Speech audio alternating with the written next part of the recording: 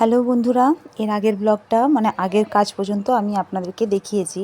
তারপরে আবার চলে এলাম, রান্নাবান্না শুরু করে দিয়েছি। আগে বলেছিলাম পুজো টুজো করা হয়ে গেছে, তারপরে রান্না শুরু করে দিয়েছি। রান্না প্রায় হয়েই গেল আমার। আর এটা কি বলুন তো, এটা হচ্ছে পোস্ত গুঁড়ো পাওয়া যায় আর কি। আমরা যখন ভেলোরে গেছিলাম তখন মানে সর্ষে গুঁড়ো, সেই সাদা সর্ষে হয় ওটা। আর প্যাকেটে কিনেছিলাম, তো অনেকটা কিনেছিলাম বলে রয়ে গেছিলো, তো সেটা নিয়ে চলে এসেছিলাম। তো খুব ভালো জানেন তো, একটু তিতা বা কিচ্ছু নয়, এত সুন্দর টেস্ট হয় না।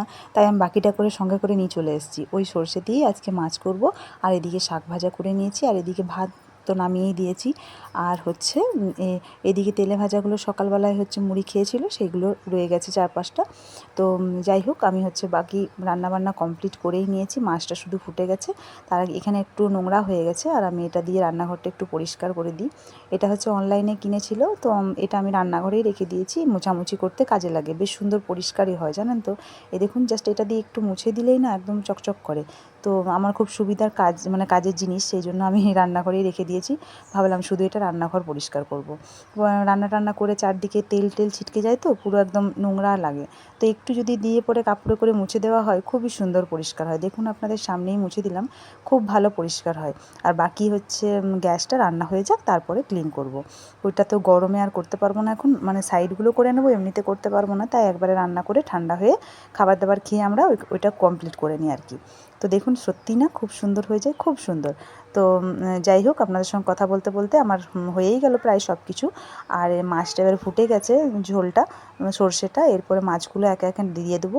আর মাছগুলো একটু ফুটে সিদ্ধ হলেই ব্যাস নামিয়ে নেবো, তাহলেই আমার রান্না কমপ্লিট। এত সুন্দর খেতে লাগে না এই সর্ষেটা। আমি বুঝতে পারিনি কোনো দিন আমি সর্ষে বাটা এরকম কিনে রান্না করিনি, সবসময় বেটেই ঘরে করেছি। তবে এটা কিনে ওইখানে তো আর কিছু নেই, কিনতেই হবে, তাই করে দেখলাম খুবই ভালো হয়।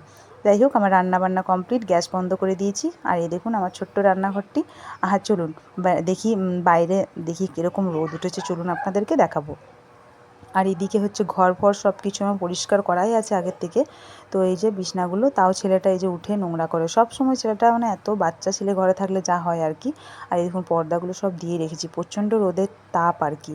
তো যতই পর্দা দিয়ে থাকি, তাপ কিন্তু ঠিক ঢুকছেই। আর এই দেখুন প্রচণ্ড রোদ উঠে গেছে, বেশি বেলা হয়নি কিন্তু এখন 9:30 ওরকম মোটামুটি বাজে, তাতেই একদম রোদ একদম ছটফটানি। আর এই দেখুন আমার ফুলগুলো সব ফুটেছে, রঙ্গনগুলো কি সুন্দর, গোলাপিগুলো খুব সুন্দর ফুটেছে। আর এদিকে নয়নতারা সবগুলো ফুটে গেছে একদম, পুরো একদম বাগানটা একদম পিঙ্ক পিঙ্ক হয়ে গেছে। আর এই দেখুন এটা ডিপ পিঙ্ক, খুব সুন্দর। আর এদিকে বাজার নিয়ে এসেছে, রান্না হওয়ার পর হাজব্যান্ড বাজার নিয়ে এলো, এখন সমস্ত কিছু নিয়ে এসেছে, কত কি সবজি এনেছে দেখুন একবার। তো যাই হোক, এগুলো এবার আমরা গুছিয়ে নিই দুজনে মিলে। ফলও নিয়ে এসেছে। তো সবাইকে এখনকার মতন সবাইকে বাই বাই। সবাই ভালো থাকবেন, সুস্থ থাকবেন। আবার নিয়ে চলে আসবো নতুন একটি ব্লগ পরে। আর এগুলো কাঁচা আম, পাকা নয় কিন্তু, এগুলো আচার করার জন্য এনেছে। একটু মিষ্টি আম, ভাবছি আজকেই করে নেব, পরে আপনাদের সাথে শেয়ার করব। বাই।